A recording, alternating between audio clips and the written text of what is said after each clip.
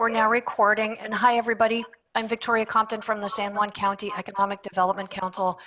And I'm excited to introduce Lindsey Webb from Governor Rick Larsen, I'm sorry, Congressman Rick Larsen's office, and also Jenn Rogers. And Brian Casey is also here from their office. I just wanted to introduce you and with a quick hello and let you go ahead and start doing your presentation. And also John Gomez is here from our office. John, do you have anything to say before I hand over the microphone or the torch or whatever we're handing? No, let's just kick it off. Okay, great. Thank you. Jenn or Lindsey, are you going to go ahead and get started? Yep, I'll start. Okay, great. Hi, Thank you. My name is Lindsey Webb. I'm the community liaison for Snohomish County in Congressman Larsen's office. Jenn is your usual contact for San Juan County, but I've been, I with the rest of our team have been doing a lot of work to track how CARES Act funding is making it to our district and helping our constituents. So I'm going to go ahead and share my screen. I have a PowerPoint presentation to share with everyone, so just give me just one moment.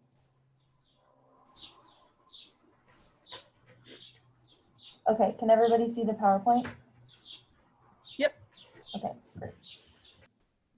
So this presentation is going to be about the CARES Act in Washington State and in the 2nd District. The Coronavirus Aid Relief and Economic Security Act, the CARES Act, provides over $2.2 trillion to a wide variety of recipients in order to help weather the COVID-19 storm. So recipients of CARES Act funding include programs for individuals, businesses, healthcare facilities, transportation agencies, and a lot of others. So this presentation is going to include highlights of CARES Act funding, but it's not an exhaustive list of CARES Act funding.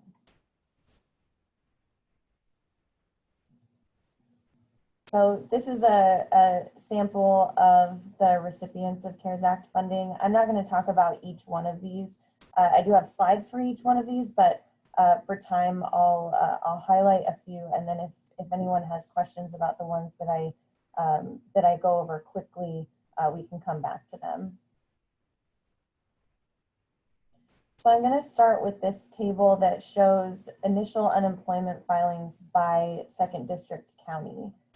This is a table that staff provide to Congressman Larsen each week using data from the Employment Security Department. You can see there's been a drastic increase in initial claims in all 5 2nd District counties, and that's shown by the percentage of increase at the bottom there. So this isn't indicative of how many claims will be paid, but it is a good illustration of the need that we're seeing in the district. So going a little bit deeper into the unemployment insurance, the CARES Act funds and provisions are helping people get by until they're able to go back to work. This information is current as of the June 25th, I believe. So over 2 million initial claims have been filed since early March. Those include first-time claims, claims representing subsequent unemployment events for an individual, and claims that are still under review. So this isn't the same as distinct individuals who have applied. So there's a few CARES Act provisions that have provided assistance to those who are unemployed. The pandemic unemployment assistance expands eligibility for unemployment insurance to those who aren't traditionally eligible, and that includes independent contractors and sole proprietors. Pandemic emergency unemployment compensation increases the time that people are eligible to receive unemployment by 13 weeks. And the number here represents those who were collecting unemployment benefits before the pandemic started. Their benefits would have expired during the pandemic, but because of the CARES Act, they're able to extend the amount of time that they receive benefits. Pandemic unemployment compensation is the provision in the CARES Act that allows everyone who's receiving unemployment benefits to get an additional $600 per week. And this is set right now to end at the end of July. So we have just over 1 million distinct individuals who have filed for unemployment benefits.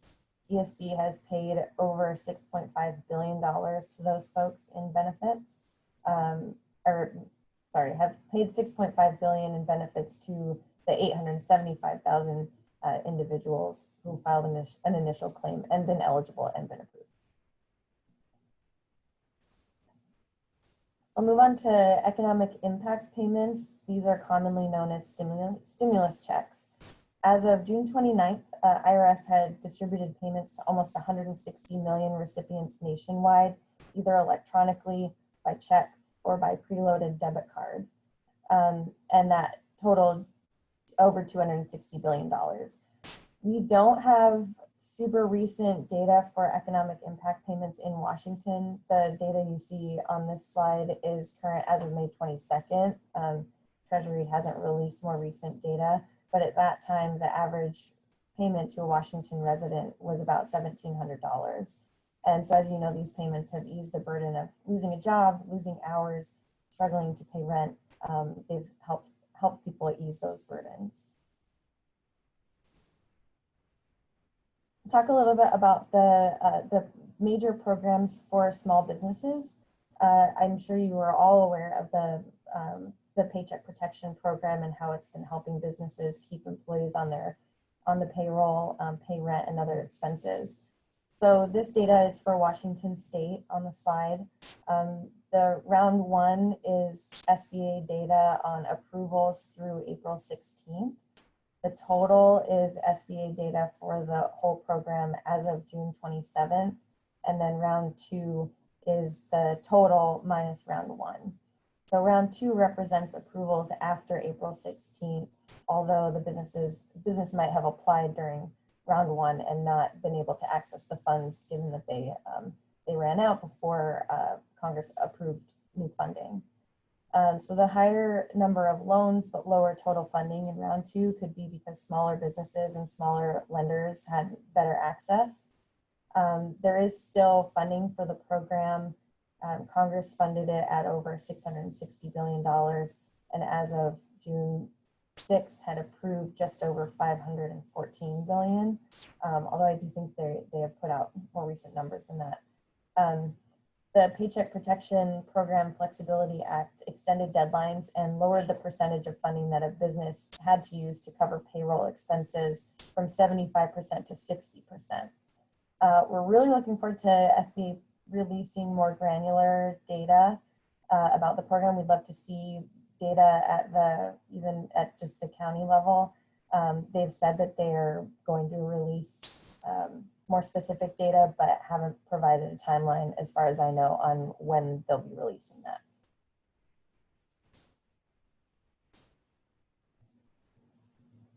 So this is a slide. This is just based on a sampling of what we've heard from a few, 5 or 6 community banks per county on the PPP loans that they've made. It's not representative of all PPP loans made in the counties, but in the absence of SBA data that's more granular than just on the state level, this helps to give an idea of the number of businesses and organizations that are participating in the program. These loans represent thousands of employees retained and paid at local businesses and nonprofits during the COVID-19 pandemic, and we'll be updating this slide as more data becomes available.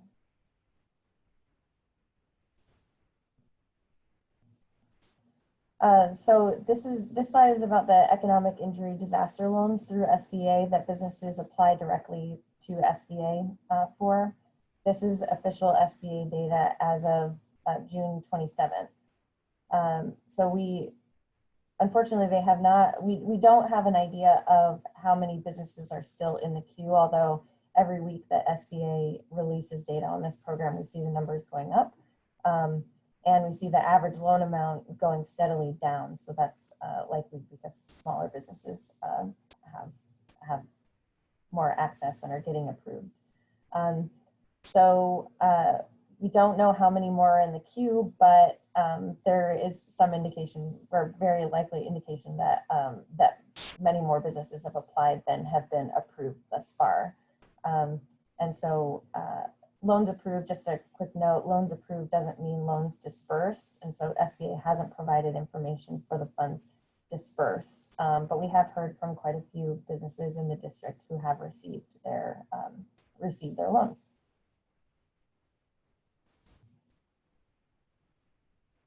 So this is, I think you all are probably pretty familiar with the SBA emergency advances as well. The businesses that apply for SBA EIDL loans are eligible for an advance of up to $10,000 based on $1,000 per employee up to 10 employees. This data is current as of June 26th or 27th, I believe. So business owners can apply for an advance when they're applying for an EIDL loan. The CARES Act said a business would receive the advance within 3 days of applying for an EIDL loan, but the wait, as I'm sure a lot of you know, has been significantly longer. Based on the numbers we have, the average advance in Washington is about $3,250.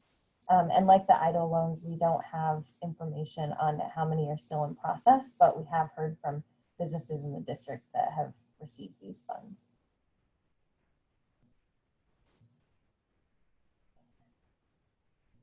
CARES Act provides funding for transit agencies, and I'm not going to go into a lot of detail about this slide, but the transit agencies in the district are planning to use these funds for things like operating costs, disinfecting vehicles, covering the cost from reducing service or not collecting fares, keeping employees on the payroll, they'll be using funding for PPE and other supplies. So I wanted to point that out. That's a significant amount of money that's going to support public transit in the district. A number of airports in the district have received funding through the CARES Act. Generally, these funds can be used to prevent, prepare for, and respond to the impacts of the COVID-19 public health emergency. They can be used for any purposes for which airport revenues can be lawfully used. And there's a couple of airports in San Juan County that have received funding. These funds were distributed based on a few different metrics. They include enplanements for 2018 and financial situation of the airports. Funding for the Port of Friday Harbor includes $20,000 specifically for the Friday Harbor seaplane base also. The CARES Act provides for $32 billion in payroll support program grants to air carriers, cargo carriers, and contractors in the aviation industry. This information is current as of a few days ago. Grants from this program have to be used for the continuation of employee wages, salaries, and benefits. So you can see there's a few businesses that I'm sure do business in San Juan County or with San Juan County. So wanted to point those out.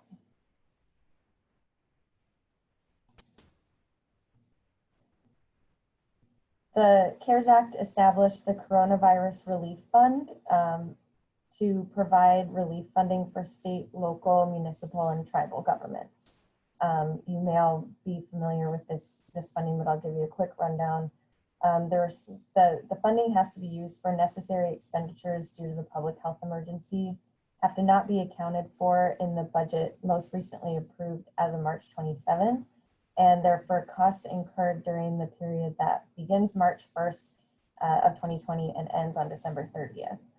So the states received a direct allocation from Treasury, and Washington State Department of Commerce is distributing a portion of those funds to local and county governments. So you can see those cities and counties listed there with the amounts that they're eligible to be reimbursed for. Cities and counties with a population of over 500,000 received an allocation directly from Treasury. So because Snohomish County has a population of about 800,000, they received a direct allocation from Treasury. And so that's separate from what the cities and other counties received. So I think you probably know that San Juan County is using part of this allocation for a business stabilization fund. A lot of the cities across the district are using at least a portion of the funds to support small businesses and community resource centers to help people who are struggling to make rent or pay their other bills. Island County is using a portion of its funding to pay for its countywide asymptomatic testing effort. So there's a variety of uses for these funds. And I know that some cities are still working out how to use their funds. One thing we've heard from cities is the difficulty with these funds not being able to be used for revenue replacement. So that's something that we're very aware of. The HEROES Act, which Congress passed in May, tries to correct that and provides funding that's a little bit more flexible and can be used for a longer, for 2 years out. Or sorry, the House passed it. It has not been passed by the Senate. CARES Act includes assistance for tribes, to tribal governments. Tribes should have received their initial allocations of this funding, but based on a lawsuit filed by a couple of the tribes, some of the funding was being held back for Alaska Native corporations. And Treasury hasn't made the exact distribution amounts public, so that's why we don't have specific data here. For funding for fisheries, I'm not going to go into a lot of detail about this, but Washington State is allocated $50 million to support fisheries businesses and or businesses that are dependent on fisheries. I can come back to this if anyone has specific questions.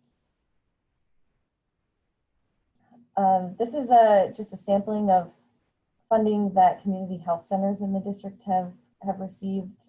These aren't the only federal funds they've received, but just a couple of highlights.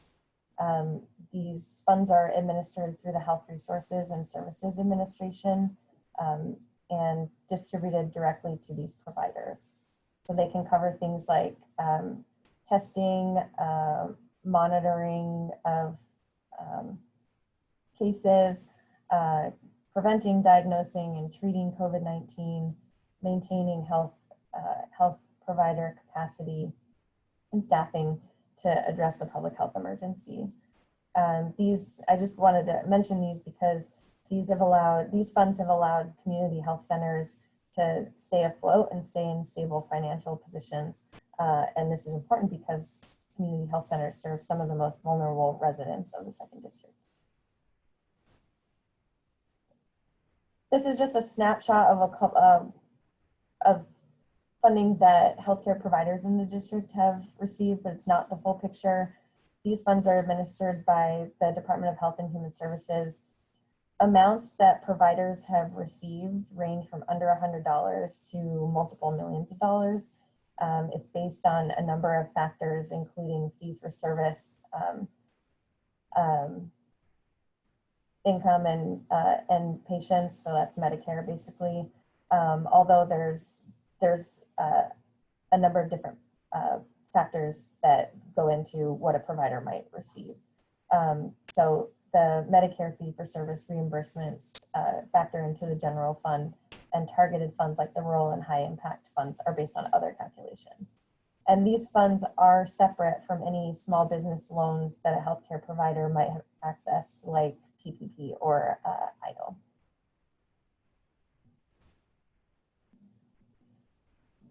So telehealth visits were allowed prior to the COVID-19 pandemic, but they were pretty restricted in the scope of practice. So the telehealth waivers in the CARES Act are something that we've heard from providers across the district that have made a really big difference.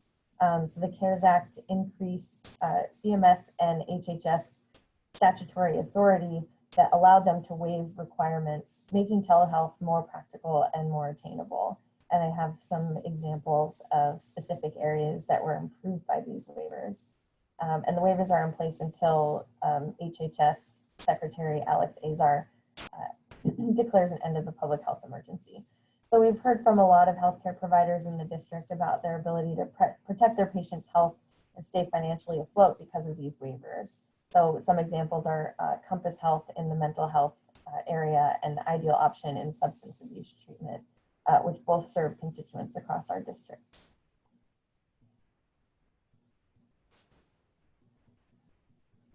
The CARES Act includes $5 billion for community development block grant entitlement communities and states, and these are separated into CDBG and emergency services grant funding. The state of Washington receive, so we have a few entitlement communities in the district that receive a direct CDBG allocation.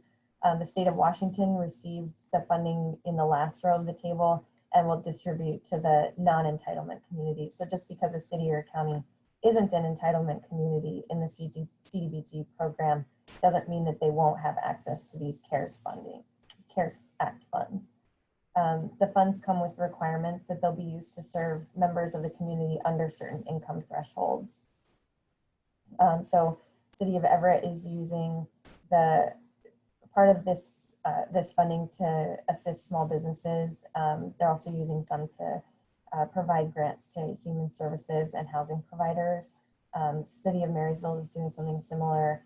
Anacortes has also created a fund for small business grants, and they've used part of these funds to assist the Anacortes Family Center and Community Action of Skagit County.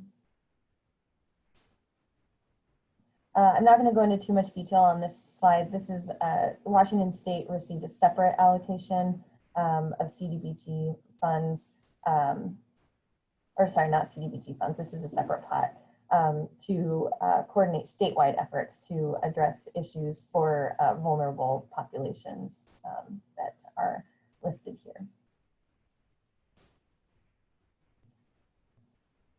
USDA has used funding from the CARES Act to partner with regional and local distributors to purchase up to $3 billion in fresh produce, dairy, and meat products. So these distributors will work with food banks to distribute pre-approved content, family-size food boxes. And I can go into, we can go into a little more detail about that afterwards. The Coronavirus Food Assistance Program, or CFAP, makes payments to eligible farmers and ranchers to receive payments to make up for losses due to price declines due to the pandemic. And I'm gonna not go into too much detail on this one either, but we can talk about it afterwards. The CARES Act includes 3 different pots of education-specific funding it's called the Education Stabilization Fund. It's flexible funding on a formula basis to help states, local school districts, and colleges and universities help students, teachers, families, and schools with immediate needs related to the coronavirus. The determination is by OSPI, the Office of the Superintendent of Public Instruction, on the use of the Governor's Emergency Education Relief Fund. And the legislative approval is needed for that funding, and that process is underway. Elementary and secondary schools will receive the ESSER funds on that second bullet point through OSPI in the proportion they receive it under Part A of Title I. So that's a usual distribution.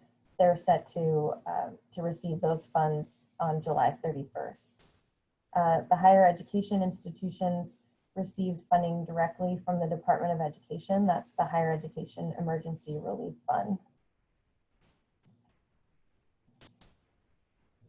So this is a list of the expected allocations to school districts in the district.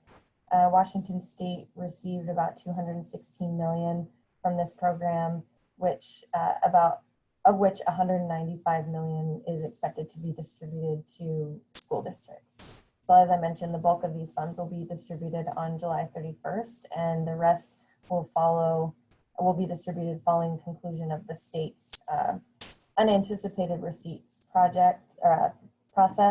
And as I mentioned, that involves approval by the legislature. But the bulk of this will be going out to school districts at the end of July. And these funds can be used for COVID-19 response and preparation. So that might be cleaning supplies, PPE, planning for the next year's return to school plans, that kind of thing.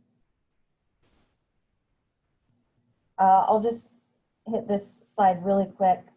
These funds have gone directly to the school from the the U.S. Department of Education, and at least half of the total of the funds listed here has to be used for emergency financial aid grants to students. So most of these schools have an application process for students seeking assistance, and they're providing grants for spring quarter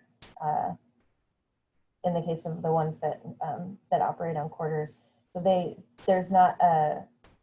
these funds didn't have to be provided to students right away. So they might end up being used to support students in the fall as well.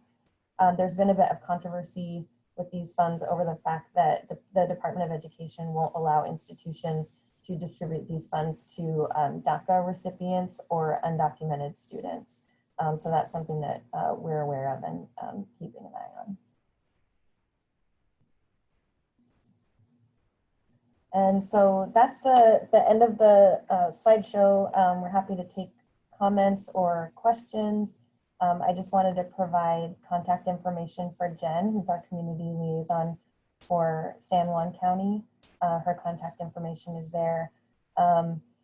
If there are questions that we're not able to answer, happy to follow up with you afterwards. So I'm going to end the slideshow, although I can go back to any of the slides if anyone has questions. So I'm going to stop sharing. Thanks, Jen. I was just typing in. Jen, what were the last 4 digits? Because I was just putting it into the chat box.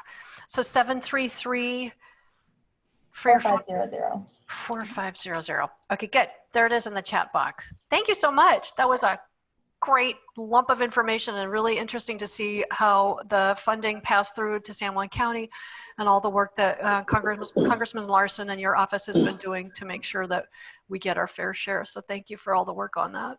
Yeah, it's I know it's a fast and furious presentation, but it's a $2.2 trillion bill, and there's a lot involved in figuring out who is distributing those funds and how exactly they're getting to our constituents. So Absolutely. It was a priority of Congressman Larsen's to make sure that we were keeping up to date on how exactly the funds are getting distributed. That's great. And I know John had a question about PPP because we read last night that that had been extended. Well, yeah. So we saw that the Senate passed an extension bill to push the deadline to August 8th. It's probably in concert with opening up how the money can, not how the money can be spent, but what other businesses can take advantage of this, including possibly nonprofits and chambers of commerce, that kind of thing. But it's reading this morning, they're clarifying that the House still has to, vote on that. And with the recess coming, is that something that you guys are hearing is accelerating and we'll vote this week, or we'll just see? I did read about the Senate passing that, and I'll see if maybe, Ryan, do you know details on that, on the PPP expansion, what the House might do on that? I haven't seen details about that yet. Not to put you guys on the spot, it's just, it's happening right now, so. Yeah, I saw that Steny Hoyer had said that they're considering passing it by unanimous consent, and they'd have a decision in the next couple of hours. So it's something to keep an eye on today. All right, yeah, we're keeping an eye out, but you're here, so. You probably know better. I'll make sure to send y'all an email when I can find some more information out for you. Great, thank you. And again, I know it's like fast moving, so whenever you can let us know. Mm-hmm. Of course. Do we have any questions in the room? I think everybody's unmuted, so we can. There's a small enough group that we could, have some back and forth if folks want to unmute themselves. You'll have the capability to do that. So and if folks have questions afterwards that they want to send to Jen, we can do any digging that we need to do to find answers, or just get back to people separately too. That's great, sure. Thank you.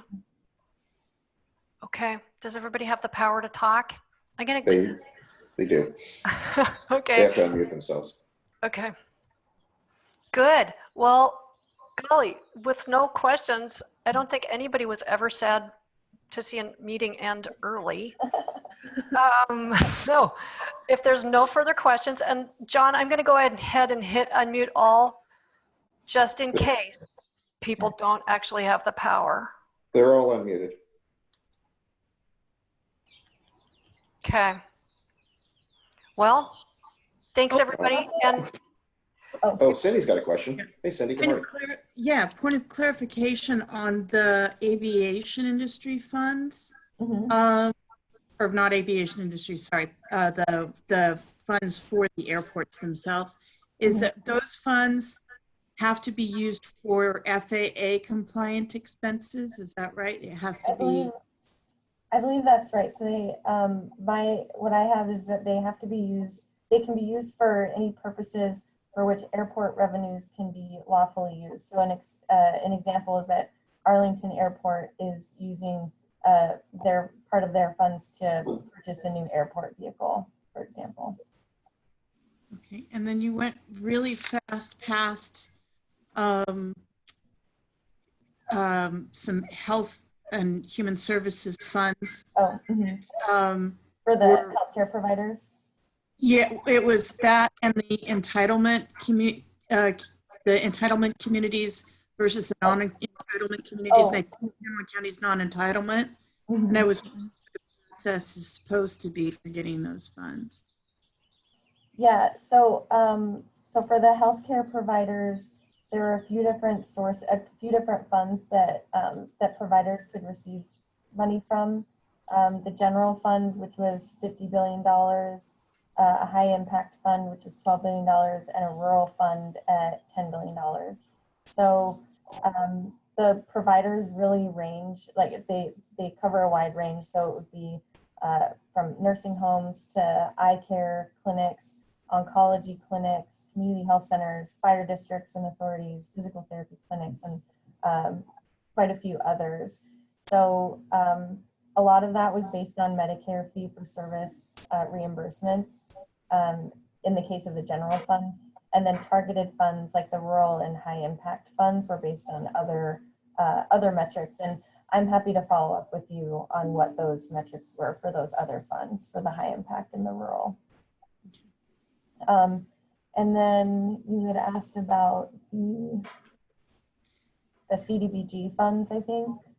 Yeah, it was. So in our district, so the way that these work, and I'm not sure if it's based on population, but we have 5 entitlement communities in the district that receive CDBG funding directly. So that's Snohomish County, Everett, Bellingham, Marysville, and Anacortes. And then the Washington State receives CDBG funding that then the non-entitlement communities can apply for. So Jen might know a little bit more than I do about how that factors in San Juan County. But I also have it on my list to check in with the state about how exactly those funds from the CARES Act CDBG are being distributed. So Lindsey, from what I understand, our CDBG funding goes to the Opportunity Council in Bellingham, and they split it up quite equitably between us, Island, and themselves. Okay. Okay. Thank you, Victoria. Does that help, Cindy? Yeah. I can follow up with you about a couple of those things too. Okay.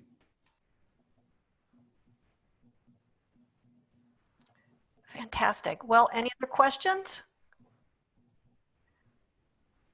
Okay, hearing none. Lindsey, Jen, and Ryan, thank you again so much for coming, and thank you for all the work that you and Congressman Larsen are doing to make our lives here a little more sustainable and happy in San Juan County and helping us to get through this pandemic. If anybody has any questions for us or that we can pass on to anybody else, you can reach out to us at info@sanjuansedc.org or 378-2906, and it's also on our website. So thank you again, everybody, for coming. Thanks to our speakers for all the work that you're doing and for coming here today. Thanks, Victoria. Thanks, Jen. Thank you. Thank you. Have a great day.